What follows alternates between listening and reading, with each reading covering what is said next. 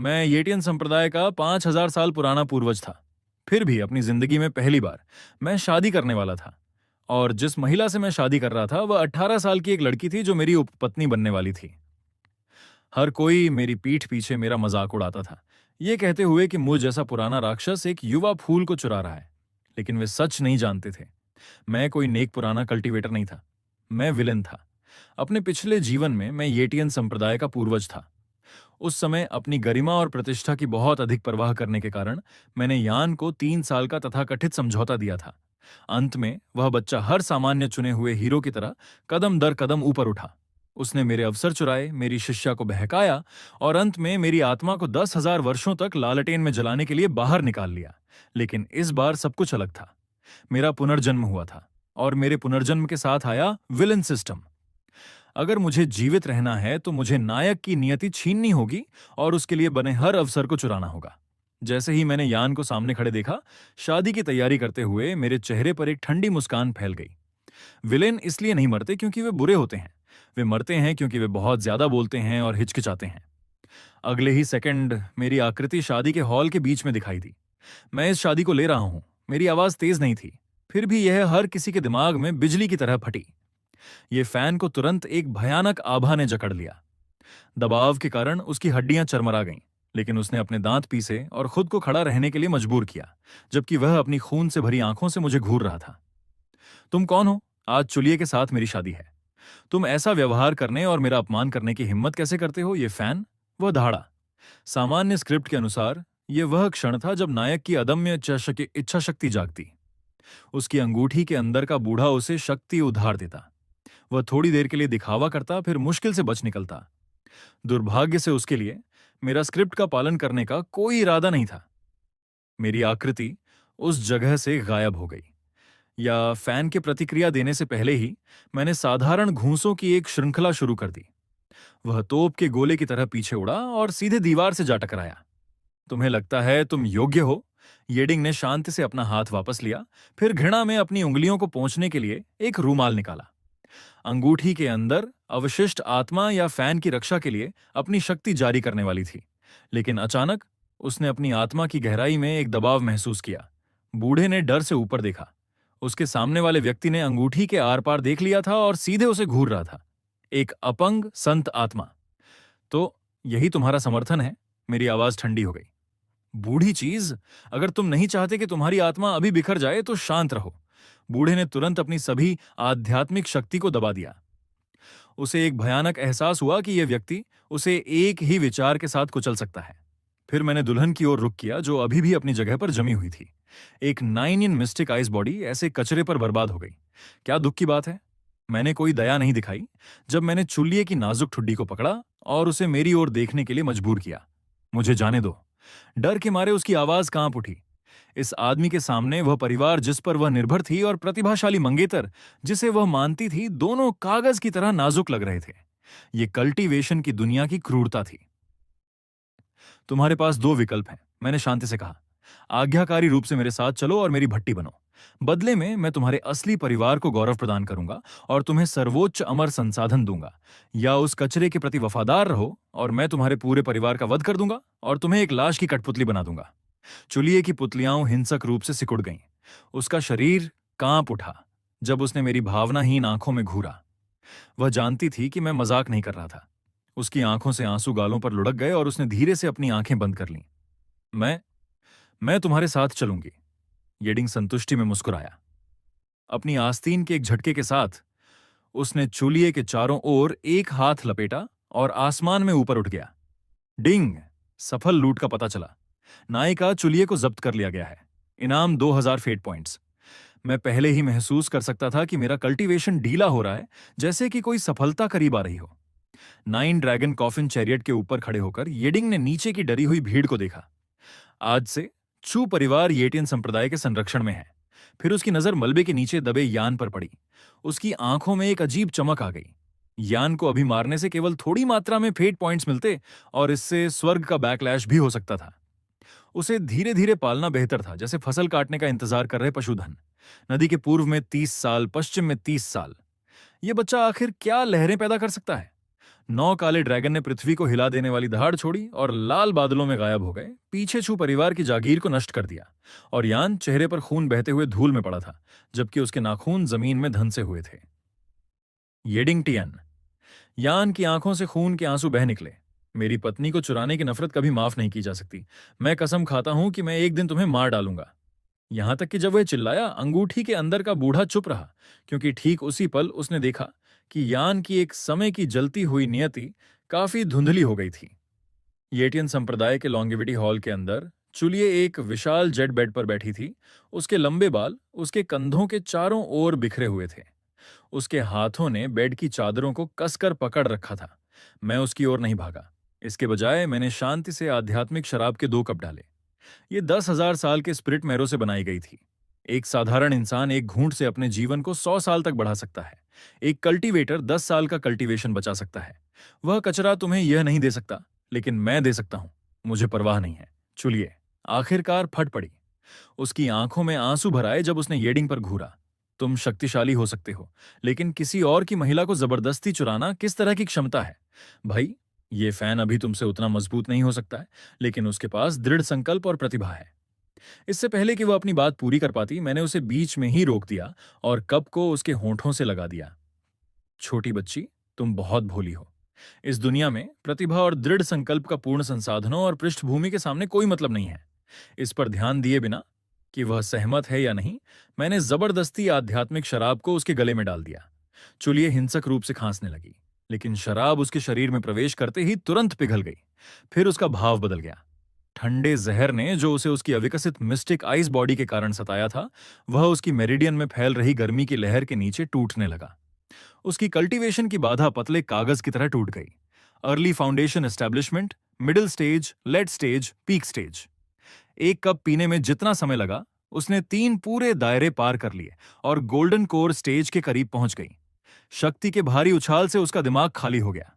उसने 10 वर्षों से अधिक समय ठंड के जहर से पीड़ित होने और छू परिवार के भीतर कड़वाहट से खेती करने में बिताया था।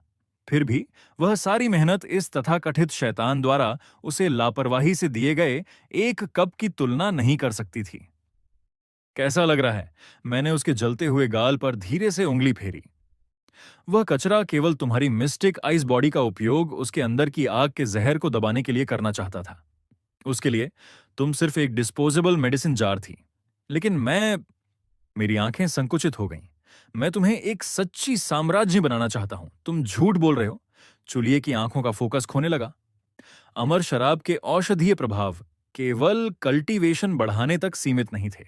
उनमें एक शक्तिशाली कामोत्तेजक प्रभाव भी था। येडिंग ने शब्द बर्बाद करना बंद कर दिया। System activate yin yang chaos secret body mode. काले और सफेद दिव्य प्रकाश मेरे शरीर से फूट पड़े। हम दोनों को एक घूमते हुए भंवर में लपेट लिया। चूंकि तुम विरोध नहीं कर सकती, तुम इसका आनंद ले सकती हो। तुम्हें एहसास होगा कि विलन के साथ रहना नायक का पीछा करने से कहीं बेहतर है। 3 घंटे बाद लॉन्गेविटी हॉल के बाहर सफेद कपड़ों में एक महिला चुपचाप बर्फ में खड़ी थी। वह सुरुशु थी, येडिंग टियन की एकमात्र व्यक्तिगत शिष्या। उसकी आंखें कसकर बंद महल के दरवाजों पर टिकी हुई थीं, जबकि अंदर से आने वाली धीमी आवाजें ठंडी रात में गूंज रही थीं। उसके नाखून उसकी हथेलियों में गहराई से ढंस गए, जब तक कि बर्फ पर खून नहीं टपक गया। मास्टर, क्यों? सुरुशु के चेहरे पर पागलपन की तरह ईर्ष्या मरोड़ गई। 10 साल पहले येडिंग टियन ने उसे लाशों के ढेर से उठाया था। तब से उसने उसके लिए सब कुछ किया था। उसने उसके लिए हत्या की, उसके लिए निषिद्ध कलाओं की खेती की। उसने अपनी स्वीकृति पाने के लिए अपने ही कबीले का कत्ल भी किया। उसकी आंखों में उसका मास्टर उसके ऊपर एक भगवान था, जो नश्वर इच्छाओं से अछूता था। दुनिया की कोई महिला उसके लायक नहीं थी सिवाय उसके। फिर भी आज एक साधारण परिवार की बेटी के लिए उसके मास्टर ने दुल्हन को चुराने के लिए व्यक्तिगत रूप से पहाड़ से नीचे कदम रखा और उसके कक्ष में 3 घंटे तक उसके साथ रहे। सुरुशु की आंखों में एक खूनी लाल हत्या का इरादा चमक उठा। तभी महल के दरवाजे खुले। ये महमय येडिंग बाहर निकला, तरोताजा और आराम महसूस कर रहा था। उसका कल्टीवेशन पूरी तरह से अर्ली डिवाइन ट्रांसफॉर्मेशन दायरे के शिखर पर स्थिर हो गया था और पहले से ही मिडिल स्टेज के करीब था। तुम यहां क्यों खड़ी हो? सुरुशु कांप उठी और उसने हत्या के इरादे के सभी निशानों को तुरंत दबा दिया। वह बर्फ में घुटनों के बल गिर गई। शिष्या शिष्या मास्टर के लिए पहरा दे रही थी। येडिंग रुक गया और मनोरंजन के साथ उसे नीचे देखा। बेशक वह जानता था कि वह क्या सोच रही थी। मूल कहानी में सुरुशु ने अंततः ईर्ष्या के कारण उसे धोखा दिया और उन कारणों में से एक बन गई जो यान को ऊपर उठाने में कामयाब रहा। लेकिन इस बार उसने उसे शुरू से ही नया आकार देने की योजना बनाई थी। पहरा दे रही थी। येडिंग की आवाज ठंडी हो गई। मुझे लगता है तुम किसी को मारना चाहती थी। सू का चेहरा पीला पड़ गया। शिष्या हिम्मत नहीं करेगी। मैं केवल महसूस करती हूं कि वह महिला मास्टर के लायक नहीं है। वह लायक है या नहीं, यह तय करना मेरा काम है। येडिंग उसके पास गया और धीरे से उसके सिर को सहलाया। साधारण स्पर्श ने सुरुशु के शरीर को डर और इच्छा के बीच तनावपूर्ण बना दिया। इसे याद रखो, तुम मेरी ब्लेड हो। एक ब्लेड को भावनाओं की जरूरत नहीं होती और निश्चित रूप से उसे ईर्ष्या की जरूरत नहीं होती। उसकी उंगलियां अचानक उसके बालों के चारों ओर कस गईं, उसके सिर को ऊपर की ओर मजबूर किया। अंदर वाली महिला केवल एक और शतरंज का मोहर्रा है। लेकिन अगर तुमने कभी मेरे फैसलों पर सवाल उठाया तो येडिंग टियन की आंखों के माध्यम से एक बैंगनी चमक चमकी। यह चाओ साई का दबाव था। सुरुशु हिंसक रूप से कांप उठी, लेकिन उसकी आंखों में पूजा केवल गहरी हो गई। शिष्या अपनी गलती जानती है। शिष्या मास्टर के लिए कुछ भी करने को तैयार है। कृपया मुझे दंड दें। उसके लिए यह ठंडा और बेरहम आदमी पूर्णता का प्रतीक था। अच्छा। येडिंग टियन ने उसके बालों को छोड़ दिया। सेंट्रल प्रोविंस में लू परिवार की जांच करने जाओ। चूंकि वह कचरा ये फैन बच निकला, वह निश्चित रूप से वहां अपने गृहनगर कनेक्शन की ओर भागेगा। हमें उसके लिए एक उचित उपहार तैयार करना चाहिए। समझा गया। सुरुशु बैंगनी धुएं की एक लकीर के रूप में अंधेरे में गायब हो गई। येडिंग टियन हॉल की ओर वापस मुड़ा। अंदर चुलिए पहले ही जाग चुकी थी। वह जटिल अभिव्यक्ति के साथ अपने हाथों को खाली नजरों से घूर रही थी। कुछ पल पहले उसने पाया कि उसका कल्टीवेशन गोल्डन कोर दायरे के 7वें स्तर तक पहुंच गया था। इस तरह के भयानक विकास ने कल्टीवेशन के बारे में जो कुछ भी वह सोचती थी उसे तोड़ दिया। येडिंग एक हल्की मुस्कान के साथ वापस अंदर आया। चूंकि तुम जाग गई हो, इधर उधर बैठना बंद करो। उसने लापरवाही से एक कल्टीवेशन मैनुअल उसकी ओर फेंक दिया। यह एक हेवन ग्रेड कल्टीवेशन तकनीक है, मिस्टिक आइस जेड मेडेनार्ट। ये तुम्हारे ये चू परिवार के टूटे हुए येलो ग्रेड कचरे से 10,000 गुना बेहतर है। इसका ठीक से अभ्यास करो। 3 दिनों में तुम मेरे साथ पैतृक मैदानों में चलोगी। यदि तुम इसमें महारत हासिल करने में विफल रही। उसकी आवाज उदासीन हो गई। मैं तुम्हें 10,000 सांपों के गड्ढे में फेंक दूंगा। चुलिए ने कांपते हाथों से पौराणिक हेवन ग्रेड तकनीक को पकड़ रखा था। उसका दिमाग पूरी तरह सुन्न महसूस कर रहा था। क्या विलेन की महिला के रूप में जीवन ऐसा ही दिखता था? उसके सिर के ऊपर की आभा को धीरे धीरे चमकदार लाल से गहरे काले रंग की ओर बदलते देखा। उसकी नियति धीरे धीरे नायक के शिविर से विलेन की ओर बदल रही थी। उसने अंदर ही अंदर उपहास किया। किसी का दिल जीतना हमेशा उनके शरीर को नियंत्रित करने से बेहतर था। एक बार जब वह शक्ति, स्थिति और असीमित संसाधनों की आदी हो गई, तो वह ये फैन के पास वापस जाने की इच्छा नहीं रखेगी। ये फैन। येडिंग टियन खिड़की के बाहर गिरती बर्फ के साथ अपनी पीठ के पीछे हाथ रखकर खड़ा था। तुम्हारी महिला, तुम्हारी नियति, तुम्हारे अवसर, मैं उन सभी को ले लूंगा। उसकी आंखें स्वर्ग की ओर संकुचित हो गईं। चूंकि मैं विलेन हूं, तो स्वर्ग के नीचे का हर दायरा मेरी छाया में रहेगा। चिंगयुन सिटी से 300 मीटर बाहर एक सामूहिक कब्र के भीतर ये फैन अचानक काले खून की उल्टी करने लगा, जिसमें अंगों के टुकड़े मिले थे। उसने खुद को सहारा देने के लिए संघर्ष किया। उसके चेहरे का एक समय का दृढ़ भाव विकृत और बदसूरत हो गया था। मैं इनकार करता हूं, मैं इनकार करता हूं। उसकी मुट्ठी जमीन पर टकराई। अंगूठी के अंदर की बूढ़ी आवाज फिर से गूंजी, थकान और लाचारी लेकर। खुद को शांत करो। तुम्हारा दांव हृदय अभी अस्थिर है। तुम्हारे शरीर के अंदर का आग का जहर उस आदमी की ऊर्जा के साथ टकरा रहा है। यदि तुम ऐसे ही जारी रहे तो अमर भी तुम्हें नहीं बचा पाएंगे। मैं खुद को शांत कैसे कर सकता हूं? यान दहाड़ा। उसकी आंखों के कोनों से खून बहने लगा। मेरी मंगेतर को सबके सामने चुरा लिया गया। मेरी गरिमा उसके पैरों के नीचे कुचल दी गई। उसने पूरे शहर के सामने मुझे अपमानित किया। यदि मैं इस नफरत का बदला नहीं लेता तो मैं यान कहलाने के योग्य नहीं हूं। अंगूठी के अंदर का बूढ़ा गहराई से आह भरता है। वह कभी सेंट्रल प्रोविंस की एक शक्तिशाली संत थी और उसने वर्षों में अनगिनत जीनियस को गिरते देखा था। लेकिन कभी भी उसने येडिंग टियन जितना भयानक कोई नहीं देखा था। उस एक नजर ने उसकी संत आत्मा को भी कांपने पर मजबूर कर दिया था। वह आदमी अथाह है। शाओन, मेरी बात सुनो। अभी के लिए दक्षिणी क्षेत्र छोड़ दो। जब तक हरे पहाड़ हैं तब तक जलाने के लिए हमेशा जलाऊ लकड़ी होगी। नहीं। यान ने अपने दांत पीसे और अपनी छाती से एक मंद जेड पेंडेंट निकाला। ये चुलिए और उसके बीच प्यार का प्रतीक था। एक धुंधला कनेक्शन अभी भी इसके अंदर बना हुआ था। चुलिए मेरा इंतजार कर रही है। हर सेकंड वो उस राक्षस के पास रहती है, वो उसके लिए यातना है। उसने केवल मेरे परिवार की रक्षा के लिए खुद का त्याग किया। तुम नहीं समझती गुरुजी। चुलिए बाहर से ठंडी लग सकती है, लेकिन वह अंदर से बहुत भावनात्मक है। वह मेरी प्रतीक्षा कर रही है कि मैं उसे बचा लूं। इस क्षण में ये फैन की खुद को धोखा देने की क्षमता एक नए स्तर पर पहुंच गई। वह दृढ़ता से मानता था कि चुलिए उसके लिए अपमान सह रही है।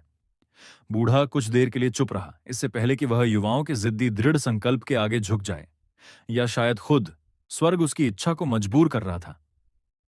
ठीक है, चूंकि तुम जिद करते हो। उसकी आवाज हत्या के इरादे से तेज हो गई। आज रात येटियन संप्रदाय क्षेत्र की आध्यात्मिक नसों का उपयोग एक बलि अनुष्ठान के लिए करेगा। ग्रैंड फॉर्मेशन अस्थिरता की एक संक्षिप्त अवधि में प्रवेश करेगा।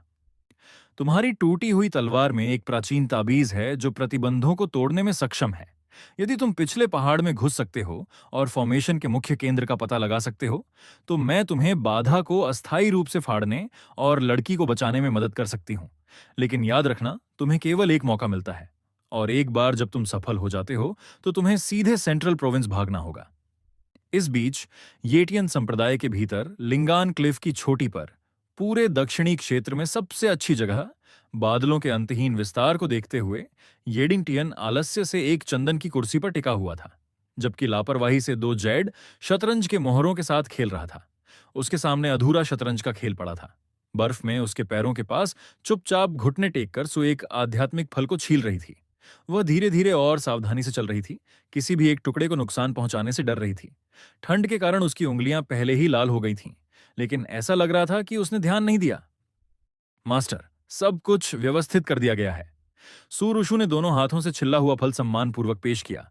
उसकी नजरें जुनून से भरी हुई थीं, क्योंकि वह उसके साइड प्रोफाइल को घूर रही थी।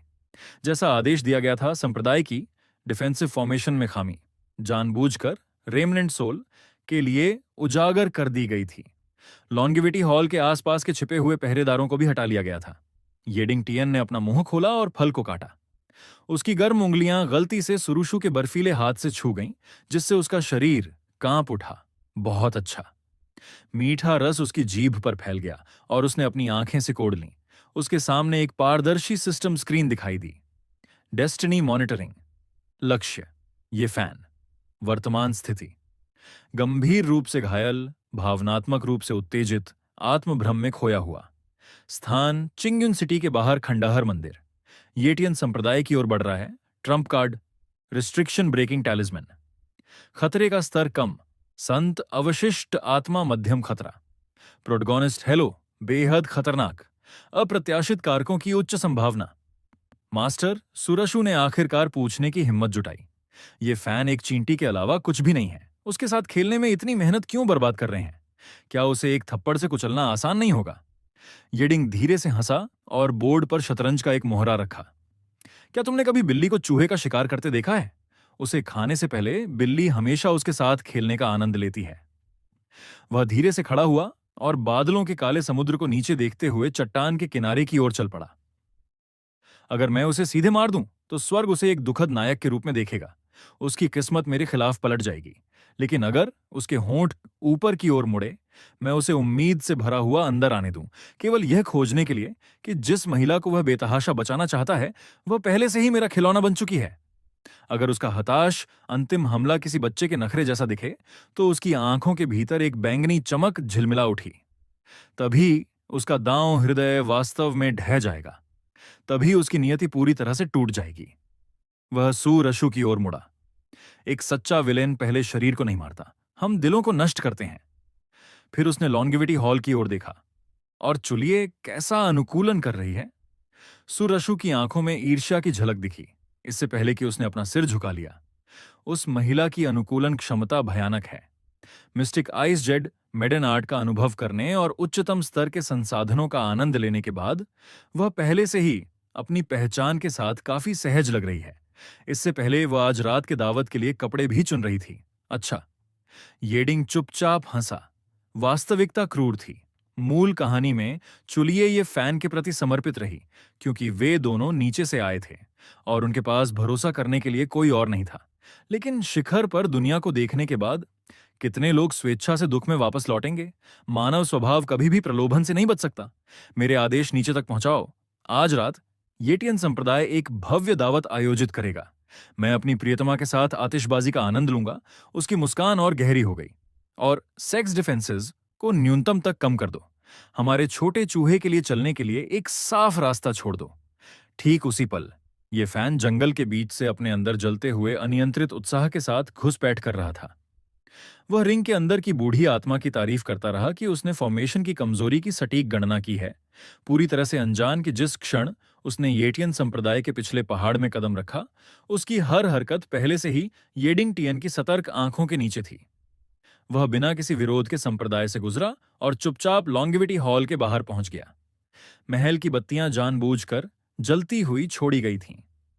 येडिंग चाहता था कि वह खिड़की की दरार से सब कुछ स्पष्ट देखे। हॉल के अंदर येडिंगटियन मुख्य सिंहासन पर आलस्य से लेटा हुआ था। उसकी बाहों में वह महिला थी जिसे ये फैन अपनी जान जोखिम में डालकर बचाने के लिए तैयार था। चुलिया ने एक पतली सियान पोशाक पहनी थी जो धुंध की तरह उसके शरीर से चिपकी हुई थी। वह एक पालतू बिल्ली की तरह येडिंग की छाती से चिपकी हुई थी, जबकि व्यक्तिगत रूप से अंगूर छील रही थी और उसे खिला रही थी। क्या यह मीठा है? उसने धीरे से पूछा। येडिंग ने अंगूर निगला और मुस्कुराने से पहले जानबूझकर उसकी उंगलियों को अपने होंठों के बीच रखा। तुम्हारे जितना मीठा नहीं। जिस पल ये फैन ने वह दृश्य देखा, उसका पूरा शरीर जम गया। उसका खून ठंडा पड़ गया।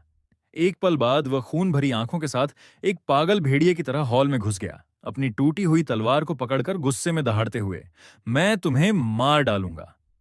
हॉल के अंदर का संगीत तुरंत बंद हो गया। फिर भी किसी भी संगीतकार या नौकर ने घबराहट नहीं दिखाई। वे सभी ये फैन को ऐसे देख रहे थे जैसे वे किसी लाश को देख रहे हों। येडिंग ने अपनी मुद्रा बदलने की जहमत तक नहीं उठाई। उसने बस अपनी पलकें थोड़ी उठाईं। चुलिए केवल एक पल के लिए चौंकी, फिर उसके चेहरे पर हर भावना की जगह चिड़चिड़ेपन ने ले ली। ये फैन हताश होकर चिल्लाता रहा, ये कहते हुए कि वह उसे बचाने आया है। उसने दावा किया कि उसके गुरु की मदद से वे दोनों एक साथ भाग सकते हैं। येडिंग अचानक हंसा। फिर उसने अपना सिर नीचे किया और अपनी बाहों में मौजूद महिला को चंचलता से देखा। मेरी प्रियतमा, वह कहता है कि वह तुम्हें बचाना चाहता है। क्या तुम उसके साथ जाना चाहती हो? चुलिए ने यह फैन की फटी हालत पर एक नजर डाली। वह भिखारी से भी बुरा लग रहा था। फिर उसने अपने बगल में येडिंगटियन की ओर देखा। धीरे से वह सीधी बैठी। उसकी आंखें बर्फ से ज्यादा ठंडी हो गईं। दफा हो जाओ, वह ये फैन पर चिल्लाई। मैं कभी तुम्हारे साथ नहीं जाना चाहती थी। अगर मैं तुम्हारे साथ जाती तो मैं अपनी पूरी जिंदगी खंडहर मंदिरों में छिपकर बिताती और तुम्हारा शिकार किया जाता। तुम मुझे कुछ नहीं दे सकते। केवल वह मुझे दूसरों से ऊपर खड़ा कर सकता है। केवल वह छू परिवार को ऊपर उठा सकता है। वह एक वाक्य ये फैन को किसी भी चोट से ज्यादा जोर से लगा। उसकी आत्मा हिंसक रूप से कांप गई, जैसे उसके मुंह से खून छिड़क गया हो। उसका शरीर कमजोरी से लड़खड़ा गया, जैसे वह किसी भी पल ढह सकता था। इससे ज्यादा बेरहमी से दिल को और कुछ नहीं छेद सकता था। येडिंग ने धीरे से ताली बजाई। शानदार प्रदर्शन। चूंकि शो खत्म हो गया है, उसने एक कदम आगे बढ़ाया। उसके नीचे अंतरिक्ष खुद ही सिकुड़ गया और वह तुरंत ये फैन के सामने दिखाई दिया। उसकी नजर अवशिष्ट आत्मा को छिपाए हुए काली अंगूठी पर पड़ी। लियू रुआन, अगर तुम अभी बाहर नहीं आई तो तुम्हारा कीमती शिष्य वास्तव में मर जाएगा। काली अंगूठी तुरंत फट गई। हवा में एक पारदर्शी बुजुर्ग आकृति दिखाई दी। ये लियू रुआन थी। जिस पल वह निकली, उसने अपनी मुद्रा पूरी तरह से झुका ली और दया की भीख मांगी। मैं अपनी आधी आत्मा की शक्ति का बलिदान देने को तैयार हूं। कृपया मेरे शिष्य की जान बख्श दें। येडिंगटियन अपनी पीठ के पीछे हाथ बांधे खड़ा था। उसकी आंखें सर्दियों की बर्फ से भी अधिक ठंडी थीं। मुआवजा, उसने उपहास किया। तुम्हें लगता है तुम योग्य हो। उस एक वाक्य ने लियू रुआन के उस थोड़े से गर्व को चकनाचूर कर दिया जो एक संत के रूप में उसके पास बचा था। उसकी आंखें तुरंत लाल हो गईं। अपनी शेष आत्मा के मूल को जलाते हुए उसने एक फॉरबिडन टेक्निक का उपयोग किया और अपनी शक्ति का हर कतरा एक अंतिम संत स्तर के हमले में झोंक दिया। वह येडिंगटियन को अपने साथ ले जाना चाहती थी। जैसे ही उसकी उंगली आगे बढ़ी, अंतरिक्ष खुद परत दर परत फट गया। फिर भी येडिंगटियन ने बस एक हाथ उठाया। उसकी हथेली के भीतर यिन और यांग ऊर्जा घूमी और एक विशाल केओस मिलस्टोन में बदल गई। काले और सफेद चक्की के पत्थर ने स्वर्ग और पृथ्वी दोनों को निगल लिया। लियू रुआन का संत हमला उसे टकराया और बिना सबसे हल्की लहर पैदा किए तुरंत गायब हो गया। असंभव, लियू रुआन डर के मारे चिल्लाई। एक डिवाइन ट्रांसफॉर्मेशन कल्टीवेटर कायोस लॉज को कैसे नियंत्रित कर सकता है? कुछ भी असंभव नहीं है। येडिंग ने अपनी उंगलियां भींची। विशाल मिलस्टोन एक विशाल ऊर्जा वाले हाथ में बदल गया, जिसने लियू रुआन की आत्मा को कसकर पकड़ लिया। केओस ऊर्जा ने उसकी आत्मा पर आक्रमण किया, जबकि पूरे हॉल में भयानक चीखें गूंज उठीं। ये फैन हताश होकर अपनी तलवार लेकर आगे बढ़ा, लेकिन येडिंग ने बस एक बार उसकी ओर देखा। तुरंत ये फैन का शरीर टूटी हुई हड्डियों के साथ फिर से पीछे उड़ गया। आराम करो, अभी तुम्हारी बारी नहीं आई है। सिस्टम, लूटना शुरू करो। एक पल में येडिंग ने लियू रुआन की संत कल्टीवेशन अंतर्दृष्टि के साथ इनकम्प्लीट हेवनली बर्निंग स्क्रिप्चर को जब्त कर लिया। 5,000 फेट पॉइंट्स सिस्टम में बाढ़ की तरह भर गए। लियू रुआन की आत्मा का मूल पूरी तरह से ढह गया। येडिंग ने लापरवाही से मरती हुई अवशिष्ट आत्मा को वापस ये फैन की ओर फेंक दिया। अपनी बेकार शिक्षिका को लो और दफा हो जाओ। ये फैन ने खून खांसते हुए ऊपर घूरा। तुम मुझे क्यों नहीं मारते? येडिंग ने उसे उपहासपूर्ण मनोरंजन के साथ नीचे देखा। क्योंकि मृत्यु तुम्हारे लिए बहुत दयालु है। उसकी आंखें संकुचित हो गईं। आज रात नए साल की पूर्व संध्या है। चिंग्युन सिटी में तुम्हारे ये परिवार को अभी अपना पैतृक समारोह आयोजित करना चाहिए, सही? ये फैन की अभिव्यक्ति जम गई। उसका पूरा शरीर ठंडा पड़ गया। नहीं, परिवार का इसमें कोई दोष नहीं है। येडिंग टियन हल्का सा मुस्कुराया। वह केवल एक बहाना है जिसका उपयोग कमजोर लोग करते हैं। उसने अपनी उंगलियां छुटकाईं। सुरशु ने तुरंत एक मिरर प्रोजेक्शन बुलाया। उसके अंदर ये परिवार को अपने पैतृक समारोह के लिए खुशी से इकट्ठा देखा जा सकता था। फिर येडिंग ने हवा के माध्यम से धीरे से एक उंगली नीचे दबाई। दर्पण के अंदर आसमान से एक विशाल रक्तलाल हाथ उतरा। पूरा ये परिवार का एस्टेट तुरंत गायब हो गया। सैकड़ों परिजन, इमारतें और पैतृक हॉल एक विशाल गड्ढे में मिटा दिए गए। खंडहरों के ऊपर आकाश में बची अंतिम छवि थी। ये फैन के दुश्मन येडिंग टियन द्वारा मारा गया। लॉन्गिविटी हॉल के अंदर ये फैन ने एक दिल दहला देने वाली चीख छोड़ी। अपने पूरे परिवार को अपनी आंखों के सामने कत्ल होते देख उसके दिमाग को थामने वाला अंतिम धागा टूट गया। येडिंग टियन शांति से उसके पास गया और उसके सिर पर पैर रखा। इस दर्द को याद रखना, यह कमजोरी की कीमत है। उसकी आवाज में कोई भावना नहीं थी। मैं तुम्हें आज नहीं मार रहा हूं क्योंकि तुम मेरे हाथों मरने के भी लायक नहीं हो। मैं तुम्हें जीवित छोड़ दूंगा ताकि तुम मजबूत समर्थकों की तलाश कर सको। मैं धैर्यपूर्वक प्रतीक्षा करूंगा जबकि तुम आशा का हर कतरा इकट्ठा करते हो। उसके होंठ धीरे धीरे ऊपर की ओर मुड़े। फिर मैं उन सबको एक एक करके कुचल दूंगा। अगले ही पल ये फैन और उसकी टूटी हुई अंगूठी को कचरे की तरह लॉन्गिविटी हॉल से बाहर निकाल दिया गया। हॉल में सन्नाटा छा गया। संगीतकार कांप उठे क्योंकि उन्होंने फिर से बजाना शुरू किया। उनकी धुनें डर से हिल रही थीं। चुलिये का चेहरा पूरी तरह सफेद हो गया था। येडिंग टियन को लापरवाही से एक पूरे परिवार को मिटाते हुए देखकर उसके मन में ये फैन के लिए जो थोड़ा सा लगाव बचा था वह भी नष्ट हो गया। डर ने बाकी सब कुछ निगल लिया। कांपते हाथों से उसने शराब का जार उठाया और येडिंग का कप फिर से भर दिया। येडिंग ने उसके ऊपर पूरी तरह से काली हो चुकी नियति आभा को घूरते हुए शराब स्वीकार की।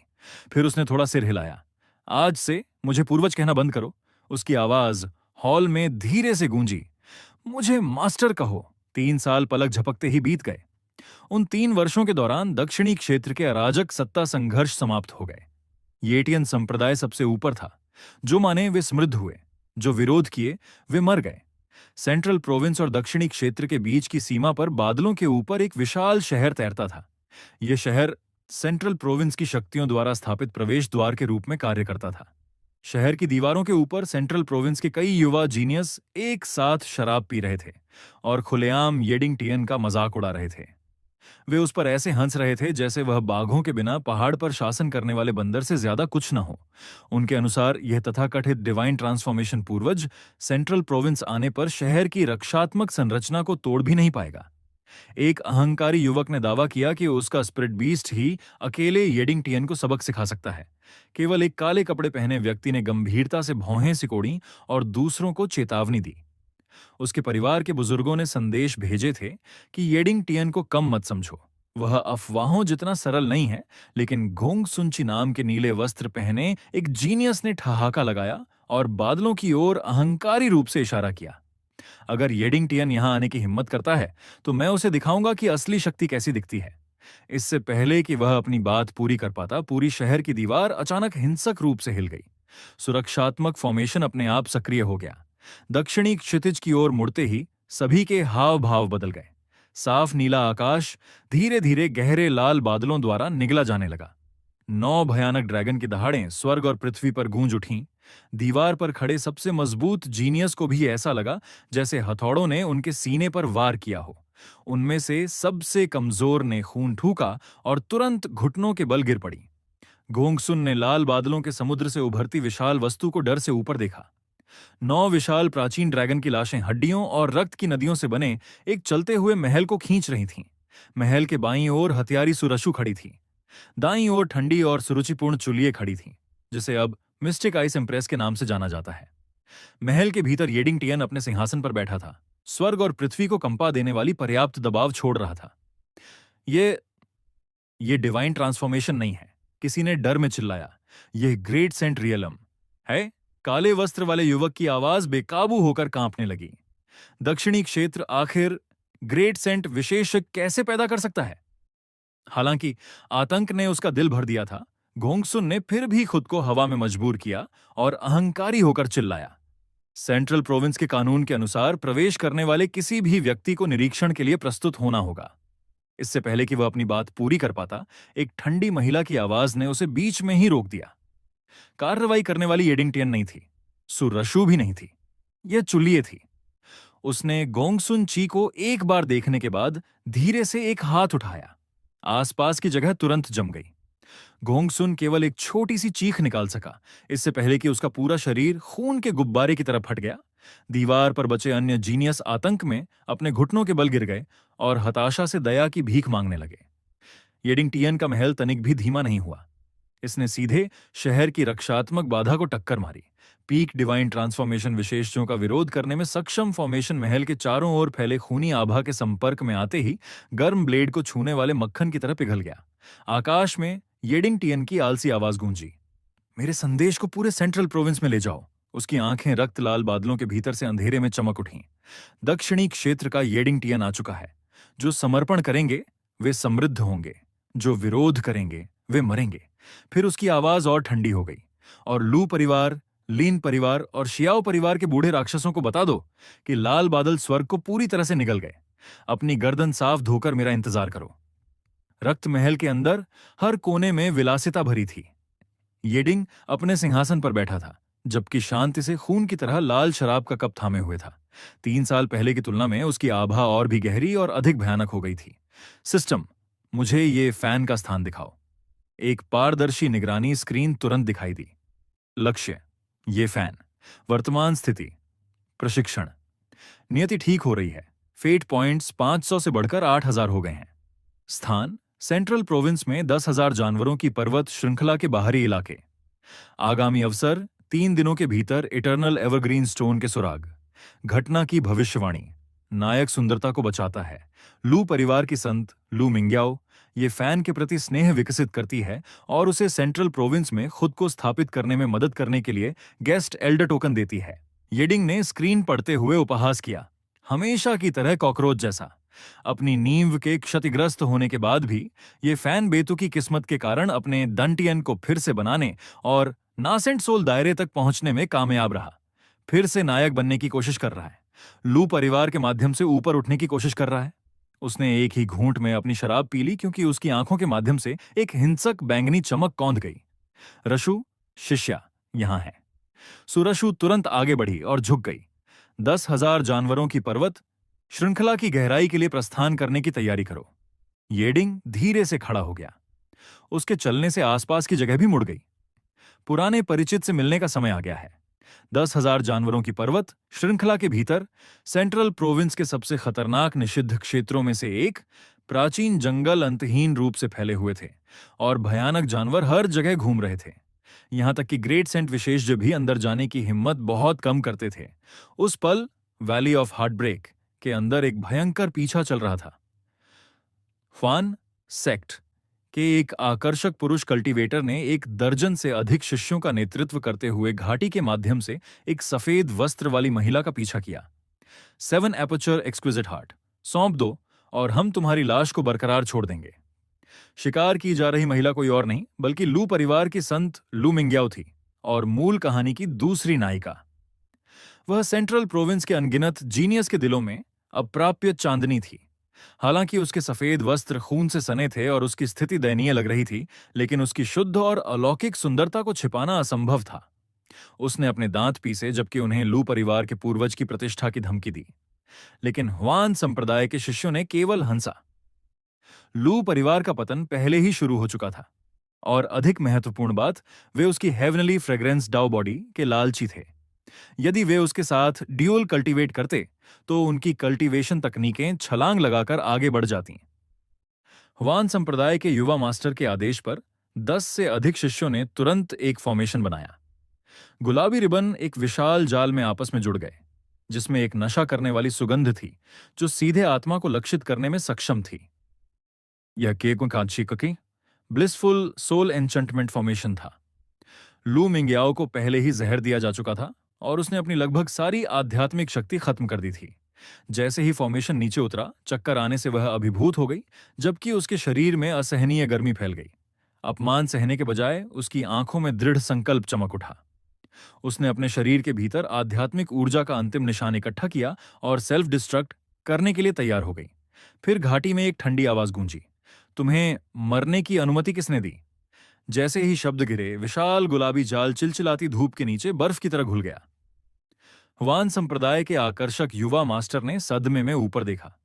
कौन है वहां? घाटी के ऊपर का आकाश काला हो गया क्योंकि लाल बादलों ने स्वर्ग को निगल लिया। येडिंग टियन काले और सुनहरे वस्त्र पहने आकाश से नीचे उतरा। उसने कोई दृश्य दबाव नहीं छोड़ा, फिर भी उसके हर कदम ने आसपास की जगह को कराहने पर मजबूर कर दिया, जैसे कि वह ढहाने वाली हो। उसकी नजर एक बार भी ह्वान संप्रदाय के शिष्यों पर नहीं पड़ी। शुरुआत से अंत तक उसकी आंखें लू मिंग्याओ पर टिकी रहीं। तो यह हेवनली फ्रेग्रेंस डाउ बॉडी है, उसने मन ही मन सोचा। कोई आश्चर्य नहीं कि यह फैन ने बाद में उसके लिए पूरी दुनिया को चुनौती दी। सीनियर, आप कौन हैं? ह्वान संप्रदाय के युवा मास्टर ने घबराहट में पूछा। मैं हुआवुक हूं, ह्वान संप्रदाय का युवा मास्टर। इससे पहले कि वह अपनी बात पूरी कर पाता, येडिंग ने उसे एक बार देखा। उस एक नजर ने नासेंट सोल दायरे के युवा मास्टर को मौके पर ही रक्त के धुएं में बदल दिया। बाकी शिष्य डरकर भागने की कोशिश करने लगे। चूंकि तुम पहले से ही यहां हो, येडिंग ने शांति से कहा, तुम खाद बन जाओ तो बेहतर है। अदृश्य तलवार की ऊर्जा पूरी घाटी में फैल गई। पलक झपकते ही हर बचा हुआ शिष्य राख हो गया। लू मिंग्याओ इस दृश्य को खाली आंखों से देखती रही। लू परिवार की संत के रूप में उसने कई शक्तिशाली कल्टीवेटरों से मुलाकात की थी, लेकिन उसने कभी किसी को इतनी लापरवाही और क्रूरता से हत्या करते नहीं देखा था। उसकी तुलना में ह्वान संप्रदाय भी हानिरहित लग रहा था। अपने शरीर के अंदर के जहर को सहते हुए वह कमजोरी से झुकी। मुझे बचाने के लिए धन्यवाद सीनियर। मैं लू परिवार की लू मिंग्याओ हूं। मैं एक दिन इस कर्ज को चुका दूंगी। बाद में चुकाओगी? येडिंग अचानक उसके सामने प्रकट हुआ और बिना किसी शिष्टाचार के उसकी खून से सनी ठुड्डी को ऊपर उठाया। मैं कभी भी दया के कारण लोगों को नहीं बचाता और मुझे भविष्य के भुगतान की परवाह नहीं है। उसकी आंखें सिकुड़ गईं। मुझे भुगतान अभी चाहिए। लू मिंग्याओ की पुतलियां सिकुड़ गईं। उसने पीछे हटने की कोशिश की, लेकिन खुद को एक अदृश्य बल द्वारा पूरी तरह से स्थिर पाया। सीनियर, आपका क्या मतलब है? येडिंग करीब झुक गया।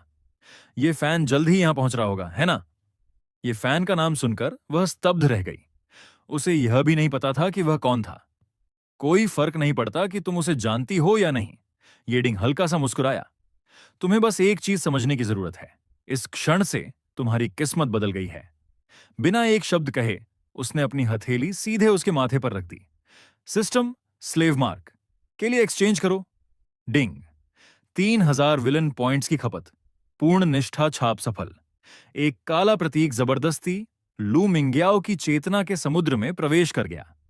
वह दर्द में चिल्लाई जैसे उसकी आत्मा को फाड़ा जा रहा हो और फिर से बनाया जा रहा हो। नहीं, रुको, मैं लू परिवार की संत हूं। उसकी आंखों से आंसू बह निकले जबकि उसने हताशा से विरोध किया। येडिंग टियन ने केवल उपहास किया। लू परिवार की संत, उसकी आवाज निर्मम थी। आज से तुम केवल मेरी सेविका हो। तुम्हारे पास जो कुछ भी है वह मेरा है। जैसे ही गुलाम का निशान पूरी तरह से उसकी आत्मा में बस गया, उसकी गहराई से जबरदस्त समर्पण की भावना उठी। उसके घुटने अपने आप कमजोर हो गए। सेंट्रल प्रोविंस की यह गर्वित संत धीरे धीरे येडिंग टियन के सामने घुटनों के बल बैठ गए। यह सेविका मास्टर को नमन करती है। उसकी आवाज अभी भी थोड़ा कांप रही थी, लेकिन प्रतिरोध पूरी तरह गायब हो गया था। ठीक उसी पल घाटी के प्रवेश द्वार से जल्दी जल्दी कदमों की आहट गूंजी। मिस मिंग्याओ, रुको, मैं तुम्हें बचाने आया हूं। एक नेक आवाज जोर से गूंजी। मूल कथानक के अनुसार ये फैन को बिल्कुल समय पर पहुंचना था। वान संप्रदाय के खिलाफ हताशा से लड़ना था, भारी चोटें सहनी थीं और लू मिंग्याओ का स्नेह जीतना था। लेकिन अब जब ये फैन घाटी में दौड़ा तो उसके सामने के दृश्य ने उसकी उम्मीदों को पूरी तरह चकनाचूर कर दिया। कोई हताश लड़ाई नहीं थी, कोई खतरे में फंसी सुंदरता उसे बचाने के लिए नहीं थी। इसके बजाय उसने एक आदमी को देखा जो वहां दानव देवता की तरह खड़ा था और उसके बगल में लू मिंग्याओ खड़ी थी। वह महिला जिसे उसने तुरंत पहचान लिया अब येडिंगटियन के पीछे शांति से खड़ी थी और उसे ठंडी उदासीनता के साथ देख रही थी, जैसे कि कोई चींटी गलत जगह पर आ गई हो। ये फैन अपने कदमों पर रुक गया। उसकी पुतलियां हिंसक रूप से कांपने लगीं।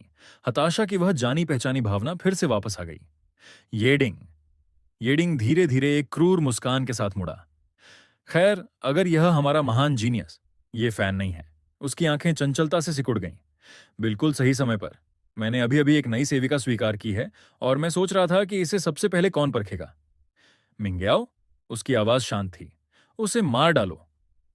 तुरंत लू मिंग्याओ की आंखों से हत्या का इरादा फूट पड़ा। उसने अपनी तलवार निकाली और सीधे ये फैन के गले की ओर झपटी। मिस, मैं आपको बचाने आया था, ये फैन घबराहट में चिल्लाया, जबकि उसने अपनी टूटी हुई तलवार से बचाव किया। प्रभाव ने उसकी भुजाओं को सुन्न कर दिया और उसे बार बार पीछे धकेल दिया। उसके चेहरे पर भ्रम और हताशा फैल गई। क्यों? वह मन ही मन दहाड़ा। जो कुछ भी मैं चाहता हूं वह उसका क्यों बन जाता है? हर अवसर मेरे खिलाफ निशाना साधा गया, हथियार क्यों बन जाता है? क्योंकि तुम प्रोटागोनिस्ट हो, येडिंगटियन ने जवाब दिया, जैसे वह सीधे उसके विचार सुन रहा हो। एक नायक का अस्तित्व विलेन द्वारा लूटे जाने के लिए होता है। क्या यह सामान्य ज्ञान नहीं है? 3 दिन बाद इटर्नल एवरग्रीन पूल गुप्त क्षेत्र के अंदर 10,000 साल के केंद्रित जीवन सार से बनी एक झील अनंत जीवन शक्ति फैला रही थी।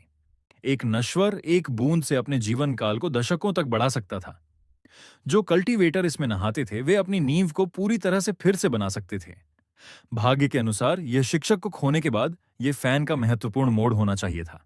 फिर भी अब पूरे क्षेत्र को पहले ही येडिंगटियन की फॉर्मेशन द्वारा सील कर दिया गया था। विभिन्न गुटों के हजारों कल्टीवेटर बाधा के बाहर इकट्ठे हुए थे। पवित्र पूल को अनिच्छा से घूर रहे थे, लेकिन लाइन पार करने की हिम्मत नहीं कर रहे थे। बहुत डोमिनियरिंग, किसी ने बुदबुदाया। इटर्नल एवरग्रीन पूल किसी का नहीं है। येडिंगटियन को इसे एकाधिकार में लेने का अधिकार क्यों है? इस बीच येडिंगटियन पूल के अंदर आराम से लेटा हुआ था, क्योंकि अनंत जीवन सार उसके क्योस सेक्रेट बॉडी में ऐसे बह रहा था जैसे नदियां खाई में बहती हैं। उसके दोनों ओर सुरुशु और लू मिंग्याओ पानी में उसकी सेवा कर रही थीं। पूल के कोने में छिपे गंदे जल निकासी क्षेत्र के पास ये फैन कीचड़ और गंदे पानी में दबा पड़ा था। उसका रूप भिखारी से भी बुरा लग रहा था। पिछली बार जब वह वैली ऑफ हार्ट ब्रेक में बचा था तो वह सिर्फ इसलिए क्योंकि एक बीस्ट टाइड ने लू मिंग्याओ के हमले को बाधित कर दिया था। अब वह एक सच्चा चूहा बन गया था, पूल के कचरे के आउटलेट के बगल में छिपा हुआ था, जहां आध्यात्मिक ऊर्जा सबसे कमजोर और अशुद्धियां सबसे अधिक थीं। लेकिन यह उपलब्ध एकमात्र ब्लाइंड स्पॉट था।